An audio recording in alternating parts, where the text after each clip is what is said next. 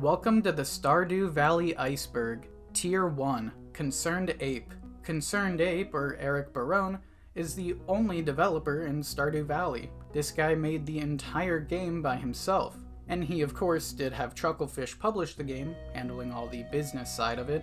But aside from that, Concerned Ape made the whole game from the ground up. And he's been working on another game for quite some time called Haunted Chocolatier. While things like relationship mechanics and combat you may think, oh, it's just going to be the same, not at all. The style's the same, the graphics, but from the little bit we've seen of combat and dialogue, it's completely redone. The animations alone are way better than anything in Stardew Valley. Even just running around looks completely different, and well, the whole premise is different. Instead of being on a nice cozy farm, you're now in a cozy, haunted chocolate factory? Not a whole lot's known about the game since there's only been the one trailer so far and just what Concerned Ape has said on Twitter, but it'll be kind of like Stardew Valley, where instead of a vacant farm you move into, this time it's a chocolate factory that happens to be haunted. And while Stardew Valley's publisher was Chucklefish, and there's some drama with that, it'll be in a later entry, this one instead is published all by Concerned Ape himself. Stardew Valley Expanded. Stardew Valley Expanded is the mod for Stardew Valley. It's basically a massive expansion to the game in the form of a mod. There's new scenes with base game characters that flesh out their personality, more than 30 new NPCs, new areas, and even new farmers, as in competitors. Adds a brand new spin to the game, and overall the mod is just amazing. In some ways it feels like a different game, and in others it just feels like an improvement or expansion onto the base game. Board game. Apparently I've been missing out on a massive industry of video games turned into board games. I saw this entry and thought, oh, okay, weird, a video game turned into a board game. Sure, there's not many of those. Well, apparently there is a lot of them. Some of them being Witcher, Bloodborne, Resident Evil. Basically, this industry of video games into board games is massively popular, and Stardew Valley's board game is actually really good. You've got to complete 4 different goals that your grandfather has set for you and slowly make your way through doing them. There's seasons in the board game that work pretty similar to how the video games does. It affects farming, fishing. I mean, a lot of the game is essentially the same as the video game version. They've even got mining, which is oddly complex but really fun. It's like a big puzzle and gamble with getting different ores and saving which items you want to save for the future that you might need for the community center. And yeah, the community center is also a big part of this game. After you do one big goal, you'll then get the next one unlocked. It's cards flipping over, so you can't see what the next one's gonna do until you do the previous. This board game version of Stardew Valley is honestly just really well made, and I'm really surprised this industry is as big as it is. Marne and Lewis. Marne and Mayor Lewis very obviously have something going on between them. It's hinted at very clearly when Lewis sends you a letter saying, "This is embarrassing. I lost my lucky purple shorts. I'm telling you because I think I can trust you. If you find them, please bring them back to me discreetly. I'll pay well, Mayor Lewis." And these lucky purple shorts just happen to be in Marnie's room. Weird. Well, yeah, it gets confirmed later on when you have a 6-heart relationship with the both of them, that they're together and trying to keep it secret since Lewis is worried how it'd affect his job as mayor. Then your character gets caught listening in on this, and you can respond with, "Yes, I heard all of it, but I won't say anything," or "Yes, I heard it, and I'm gonna tell everyone." And both of these options have very different effects on how your relationship with them ends up going. 3 pillars in the desert. Off to the west of Stardew Valley is the Calico Desert, and while wandering through this desert, you'll stumble across these 3 weird-looking pillars. They look almost alien, and something kind of alien happens with the pillars. If you stand in the middle of them and hold a prismatic shard, you'll see an animation with all these stars go by, and the prismatic shard will be replaced with the Galaxy Sword, one of the better weapons in the entire game. Title screen Easter eggs. There's a few Easter eggs you can trigger on the main menu of Stardew Valley. To start, if you click the bottom left-hand corner of the logo, you'll see wood slowly being chipped away. Then you'll get this little piece with a smiley face you can put in the R of the logo. And after you do that, trees and birds will pop out of the logo and some leaves will be formed around the letters. Well, if you click these leaves a few times, some Junimos will come out and dance on the logo. After that, you can click the bottom right of the W and some butterflies will appear. And the biggest Easter egg in the main menu here is if you click the center of the letter E, you'll see an alien dancing, and then he'll just vanish, having the E completely disappear. You can do all these Easter eggs every time you go back to the title screen. Rare crows. Rare crows are collectible versions of the normal scarecrows you can get in Stardew Valley. They all look different but act the same as their normal counterparts. If you've collected all the rare crows, you can then craft the deluxe scarecrows that have a way bigger area of effect than the normal or rare ones. Also, one of the scarecrows is directly based off Howl's Moving Castle, obviously the best Ghibli movie. Not that I would have any bias at all, but there's literally a turnip head rare crow. It's just a character directly from that movie. Queen of Sauce. The Queen of Sauce is a TV station that gives you tons of unique cooking recipes. And if you miss these recipes, it'll be a long time until that specific one airs again. If you've got enough gold though, you can buy the Queen of Sauce cookbook from the bookseller for 50,000 gold. Yeah, it's a hefty price, but if you really want all of the recipes in the game, this book unlocks all of them for you. It's for sure worth it if you don't keep watching the TV every day. Stardew Valley Wiki. Stardew Valley, like Terraria, can sometimes be a wiki game. A game that has so much content that's so complex to get certain items, you'll find yourself clicking through pages and pages of the wiki on how to get the weirder items. And the wiki is really well made. It's not a bad experience at all. But going through the wiki, myself and I know many other people always get distracted seeing weird items pop up, and you end up just going through a rabbit hole on how to get items you've never even heard of. Skeleton and Joja. In the intro for Stardew Valley, it's shown that your character works at Joja, a company that doesn't treat their employees too well. They treat them so bad that when the screen stops on your character, you can see off to the right that there's a skeleton sitting in a cubicle. While trying to find images of this, I noticed at the end of the intro now, the skeleton isn't there. It was removed from the game. Luckily, the main character got to leave Joja before becoming a skeleton, just like their co-worker, but for some reason, this skeleton was just removed from the intro. I don't know why Concerned Ape would remove it. Junimo plush item ID cheat. There's a secret Junimo plush you can get if you click a specific bush at 12 PM on the 28th day of any season. It's just aesthetic, but you can't get this plush any other way. It's purely a secret plush for anyone who followed guides online, or I guess if you're extremely lucky and just happen to click a random bush at 12 PM on the 28th. Tier 2. Concerned Ape is favorite thing. When starting your Stardew Valley save, you can type anything into the favorite thing text box. Most people just put a pet or games or whatever your actual favorite thing is, but if you put Concerned Ape into that box, you can get some secret dialogue. In that save, or well, any save, whenever you consume a star drop, you'll then get text of, "Your mind is filled with thoughts of," and whatever your favorite thing is. But if you do it with Concerned Ape as your favorite thing, it'll have an additional, "well thanks," in parentheses at the end of the text. This also happens if you put anything containing Stardew in the name of your favorite thing. The text will change to, "You feel an unwavering connection to the valley itself," when consuming the star drop. Zuzu City. This is Zuzu City, a neighboring city that you can visit, but not for long. The only outside view of it is in Sebastian's 10 Heart event, where he takes you to a nice view of it in the distance. Then the only times where you actually get to see the city up close are in Shane's 10-star event, where you can go to a grid ball game with him in the city, and in Sam's 8 Heart event, where you go to the city to see him perform with Sebastian and Abigail on stage. The city's interesting in the base game. I mean, the view with Sebastian alone is just amazing. But there's a decently popular mod that really expands on it called Downtown Zuzu. This mod lets you explore the massive Zuzu City in all of its glory. But aside from that, in base game, Zuzu City's pretty much a mystery in what the whole place looks like. Locked boxes. When reading this lost book that looks like gibberish, if you take the first letter of all of these words and turn them into their own words, it translates to Super Cucumber Town, Duck Mayo Saloon, and Strange Bun Toy Box.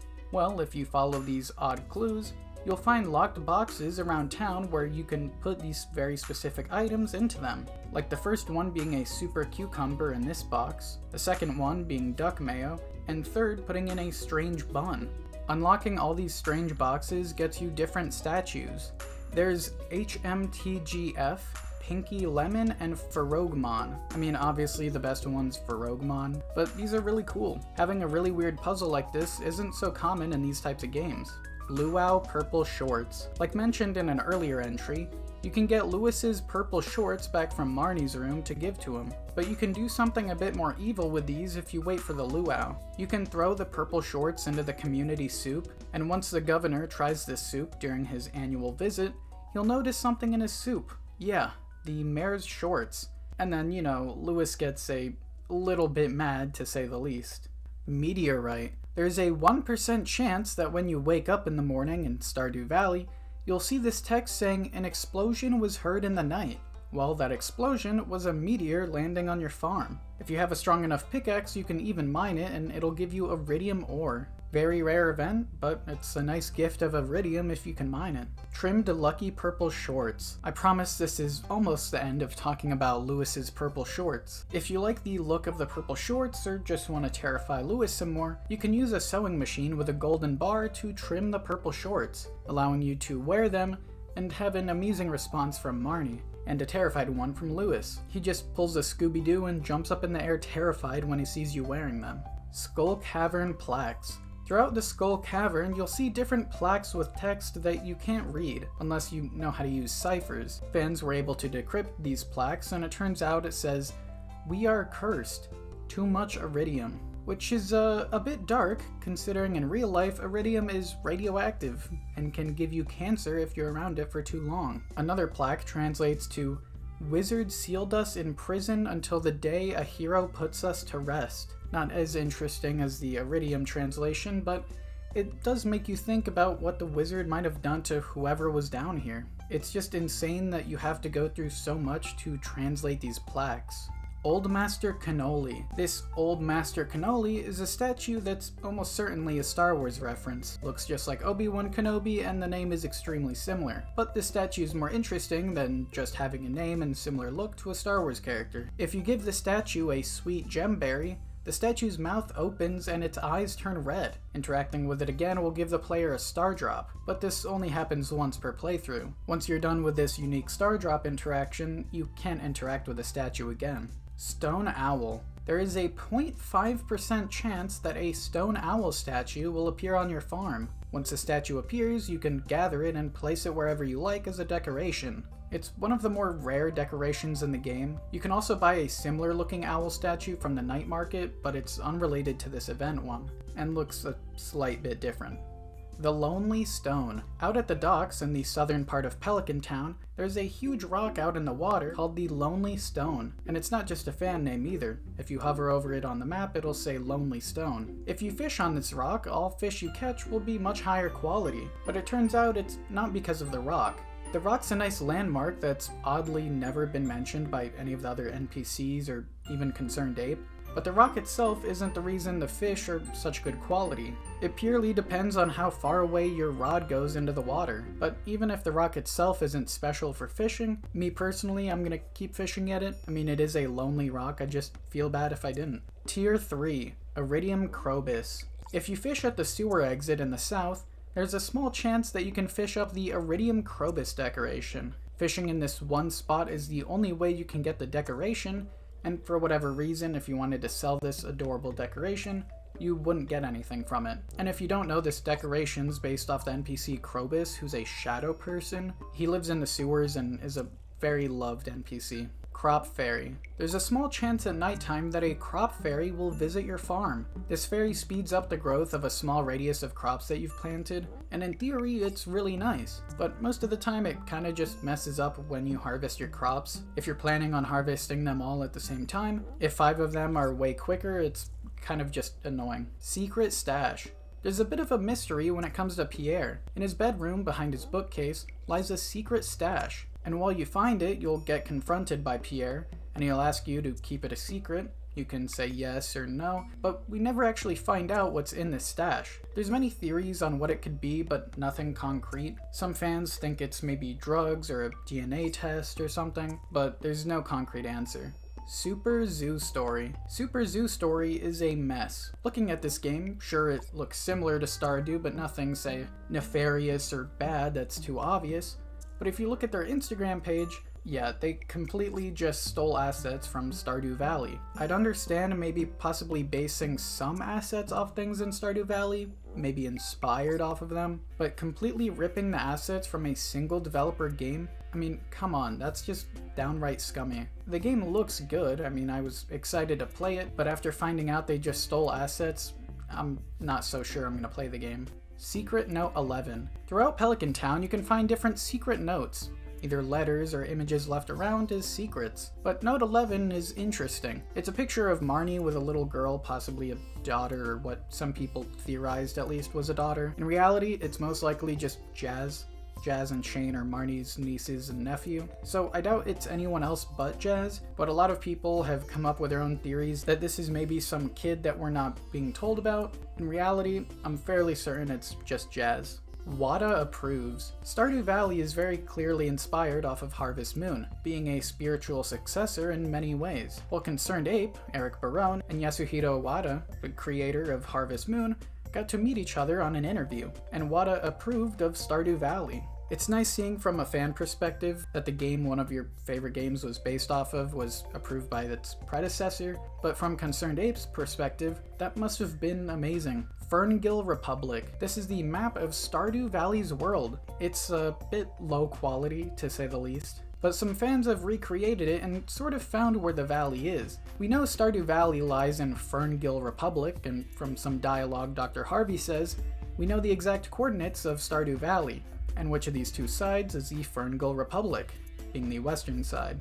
The NPC Ken is a soldier from this Ferngill Republic and a survivor from a Gotaro prison camp, the Gotaro Empire being the opposing side in a war between the two nations. And it's said that the Gotaro Empire is located across the Gem Sea south of Stardew Valley, and the traveling merchant contains goods smuggled out of this Gotaro Empire. Unfortunately though, aside from this war between the two nations, we don't really know a whole lot about the world of Stardew Valley, just that these two nations really hate each other and Stardew Valley is in the Ferngill Republic. Garbage Hat. Added in Update 1.4, after opening 20 garbage cans, there is a 0.2% chance that you'll find this garbage hat from looking in one of them. It's purely cosmetic, but it's super rare and can't be sold anywhere. Out of Bounds Glitch. You can perform a glitch that lets you get out of bounds, but unlike other games, when you get out of bounds, you trigger a secret cutscene that only happens if you do this glitch. You talk to Mr. Kui and he's disappointed in you for going out of bounds. He then dashes into you, causing you to fall unconscious, and then you wake up in the hospital later on. There's sometimes some secrets out of bounds in other games, but having a full-on cinematic is something I've not seen in anything else. Rain noises. When it's raining in Pelican Town, you're able to hear echoes or possibly cries from the rain.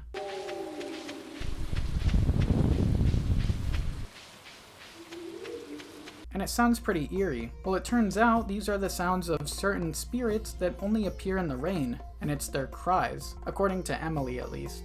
Santa Claus. If you place milk and cookies on a table in your farmhouse on the night of the 24th of winter, Santa Claus will come overnight and leave a gift for you, in the form of a mystery box that Clint can bust open for you. You can get these in other ways, but getting one from Santa is really easy, and I mean, it's special. It's from Santa himself.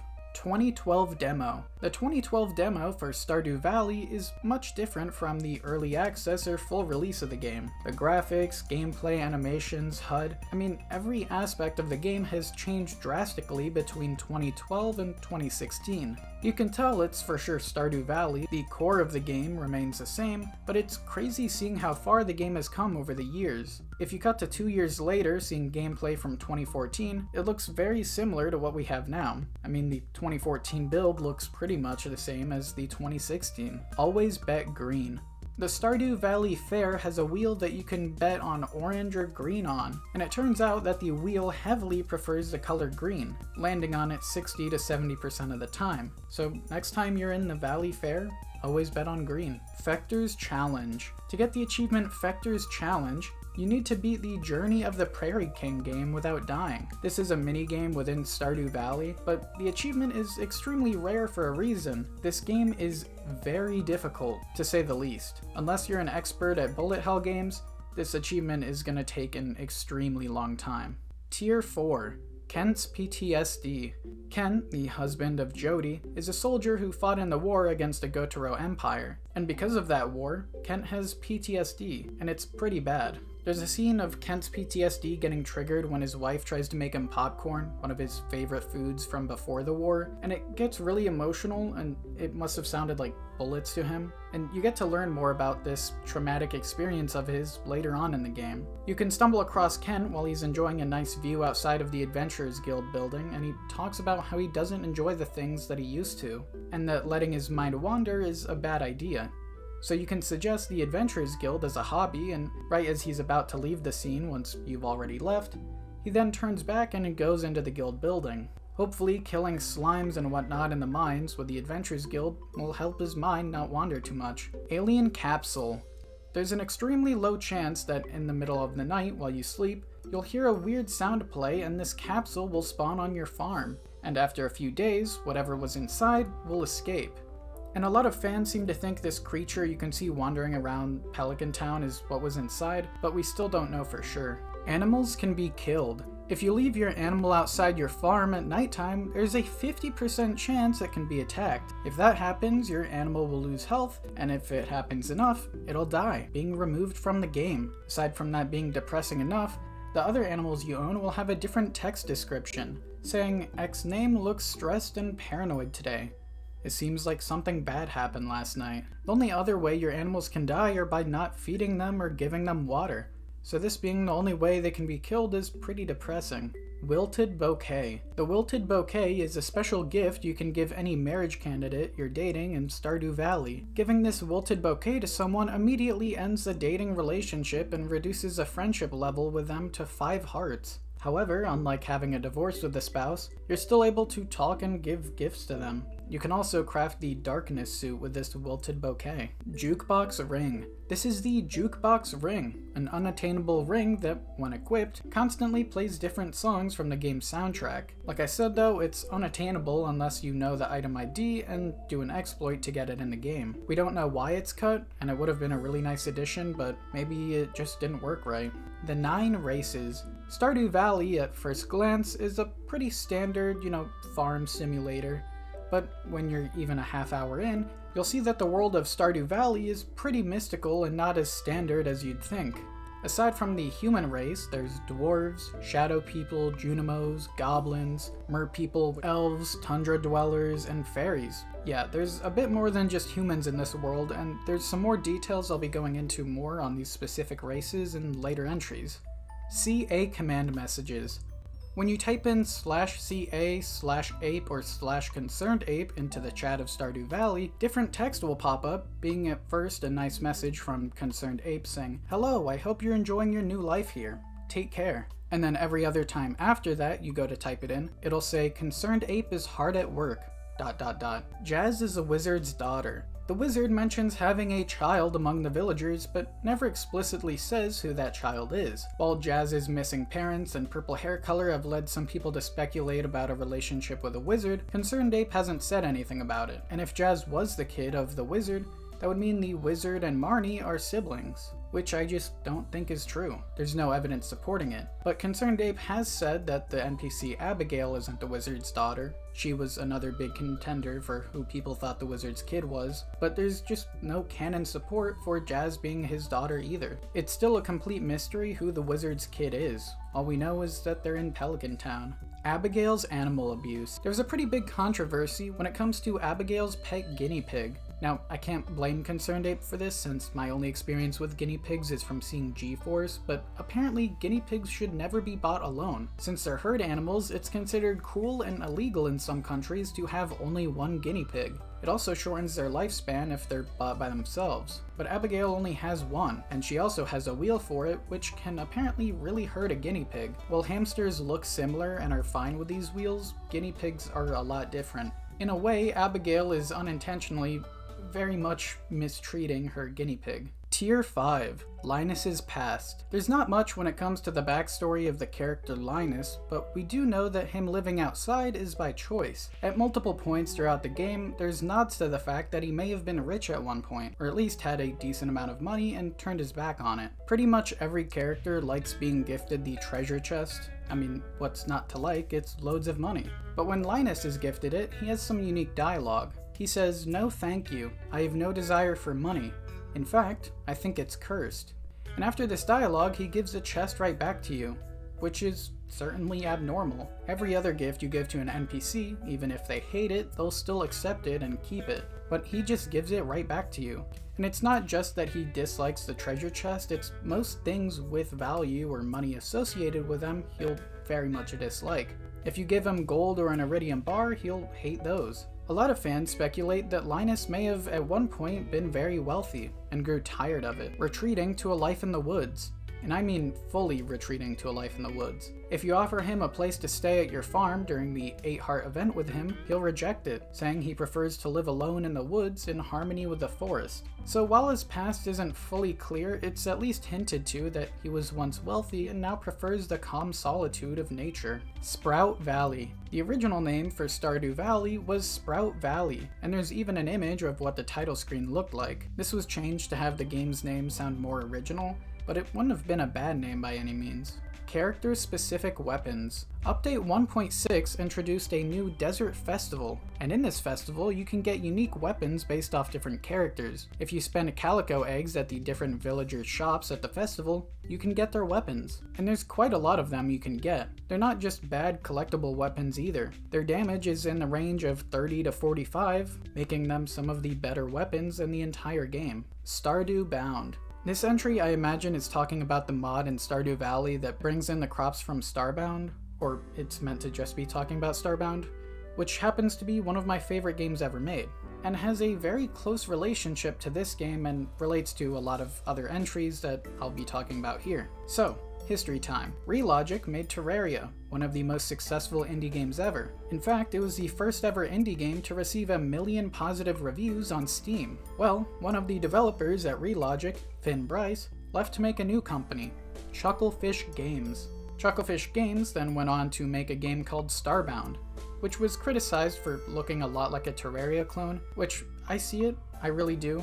But it is a lot different. Imagine Terraria in space with less RPG and a lot more unique weapons and generation. I mean, Starbound is for sure a good game, it's got its issues, but we're not here talking about how good of a game it is, because one of the entries on this iceberg is Chucklefish abuse. Chucklefish overworked their employees when making this game, lots of young interns being extremely overworked. And they had some pretty rough accusations of abuse in the company, and it became a massive issue, and this directly affected Stardew Valley. Since while Chucklefish was only the publisher of Stardew Valley, a lot of people thought they had a hand in making the game and started to think less of Stardew Valley because of this. So Concerned Ape talked publicly about it, clarifying that in no way did Chucklefish ever help in actually developing Stardew Valley, and the whole situation was just a complete mess, but it was eventually resolved.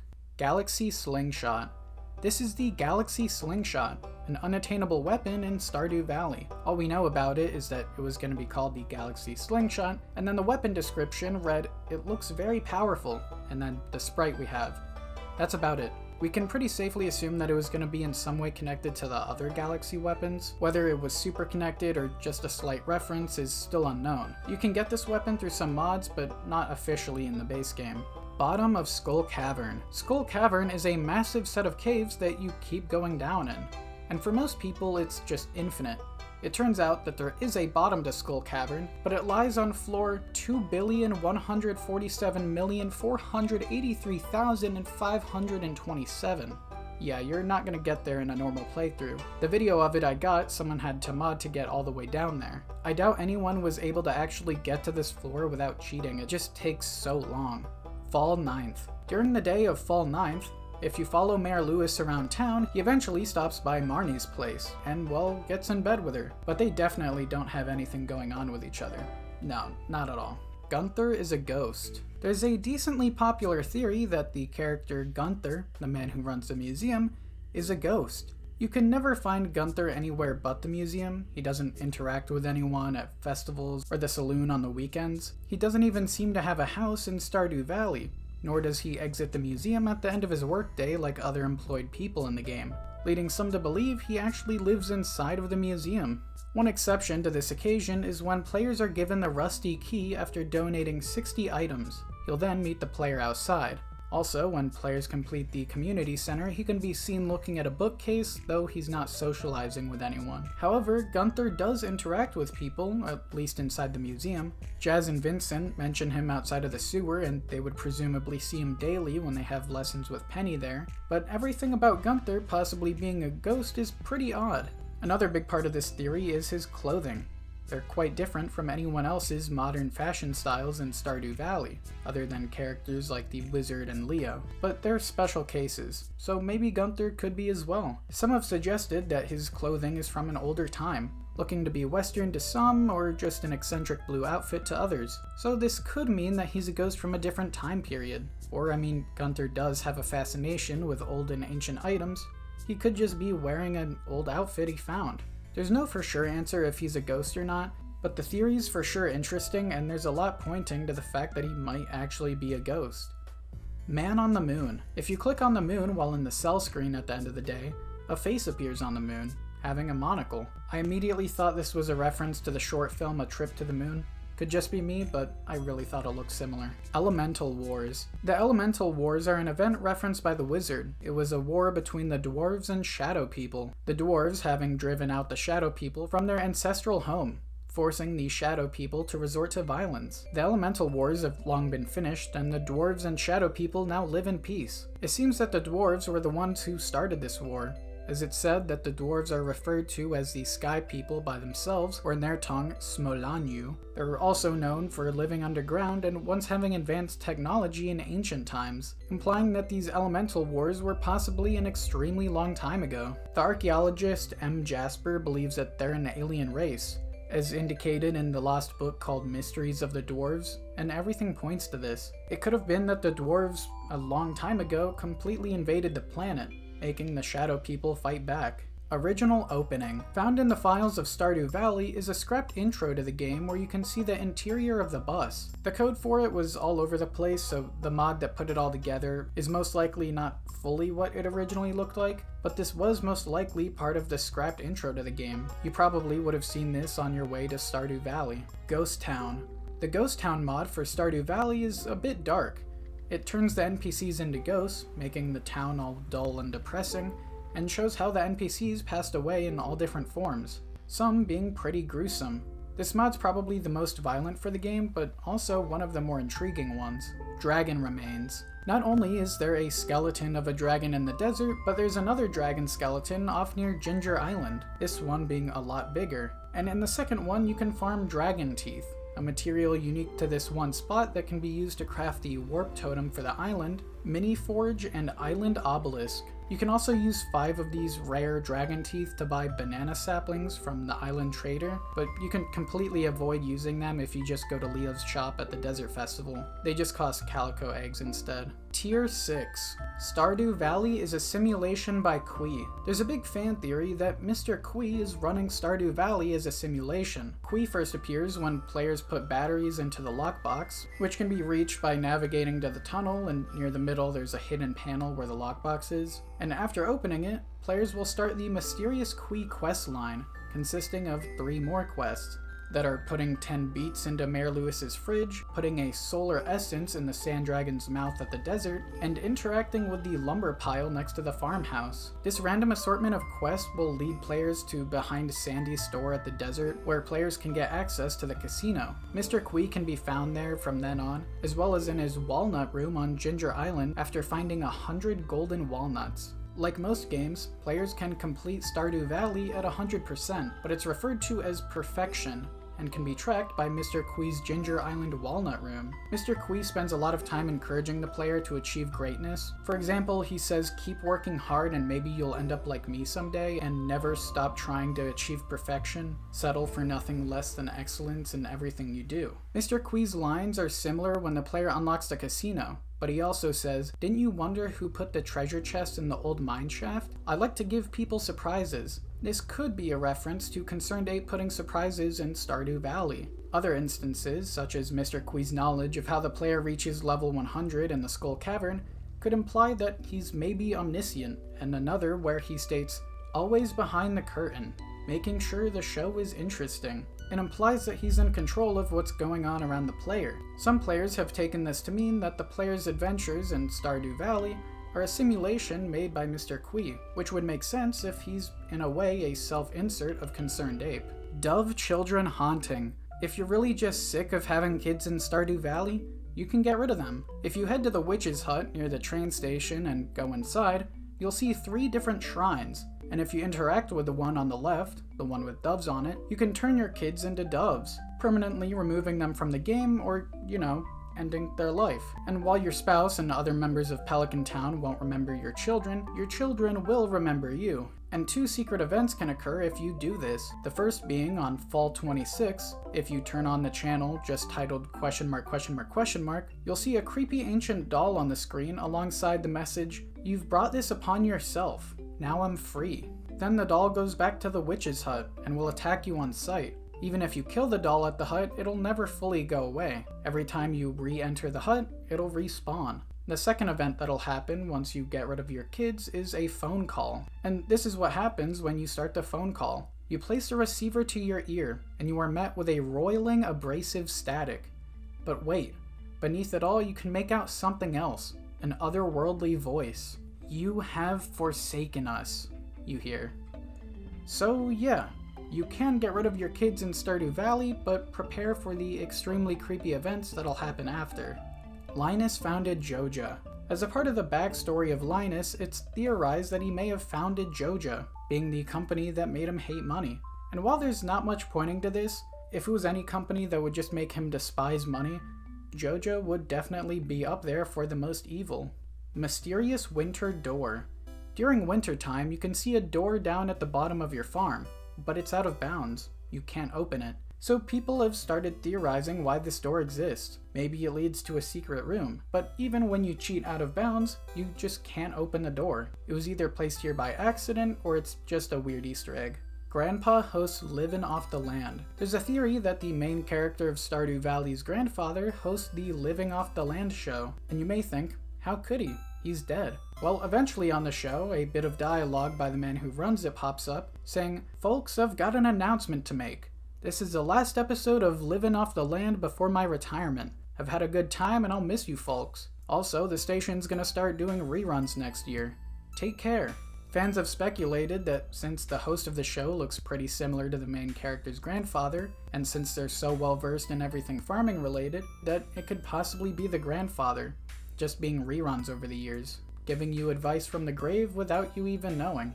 Cursed Prairie King Cabinet. With commands, you can spawn the Cursed Prairie King arcade system. You can't do anything with it. It's an unused item, but it's interesting to think that at one point in development, you could have possibly been able to play a creepy version of Prairie King. Tier 7, Wombus World. Wombus World was a webcomic made by Concerned Ape back in 2011, and finding anything about this is incredibly hard. I had to go back on a Wayback Machine to April of 2016 to even find this webpage. And on that page with these webcomics are 2 of the first games that Concerned Ape has ever made. The first being Zombie Squares, a rudimentary survival game that, while it might have worked at one point, but when I tried it, it just seemed to be a white grid that would occasionally turn red when you hit the Z button. It didn't work all that well. But the second one, called Parachute, was actually pretty good. The goal is to get, I assume who's Wombus, to the bottom of the screen by activating a parachute and avoiding all these obstacles on the way down. And it unironically gets pretty hard. Either that or I'm just bad. But it's mildly fun. You know, it's a step up from a non-functional game, but yeah, the site of Wombus World was a nice beginning to what eventually turned into the world of Stardew Valley that we now know of. Oh, and in Stardew Valley, you can get a statue of Wombus, and now you know where it's from.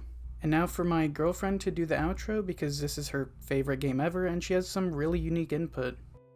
Stardew has always been a really important game for me. It's always been there, Pelican Town, kind of being like a second home to me, where I had things to do and people to talk to, NPCs. And I just really felt at home there. I was able to learn about the people and craft my own friendships and relationships while tending to my own farm. Stardew was the first game I got on Steam, and the first and only game I have ever hit over 1,000 play hours on. And I played about 800 of those without any mods. The game itself is so full of life and just, it feels like such a special little game. Having a place where I'm just fully able to be myself in. You can talk to whoever in the game, like, you can have pets, you can dress whatever, you can decorate however. You can spend your time just fishing for hours if you want to. I wasn't really ever a super sociable person. I'm still not. I'm a lot better at that now, but when I was younger, Stardew gave me an outlet to talk to what I felt like were meaningful connections, even if they just were NPCs in the game. And that game was really there for me throughout some of the hardest days and just weeks and months and years of my life. I just can't overstate how much Stardew Valley really does mean to me. I still remember having over 10-hour gaming sessions late at night, going through multiple days and multiple seasons in the game, just hanging out fishing, trying to romance Sebastian for the 4th time, just hang out in the game. Everything I did in Stardew felt so special, and it still does, and I don't think I'll ever be able to find a game that means truly as much as Stardew did.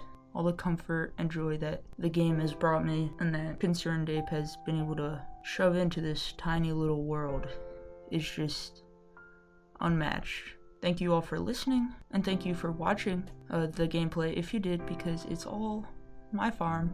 It was my first farm ever, and I'm still using it, so thank you for watching that. It's me, that's my little character, my little house, and my husband Sebastian.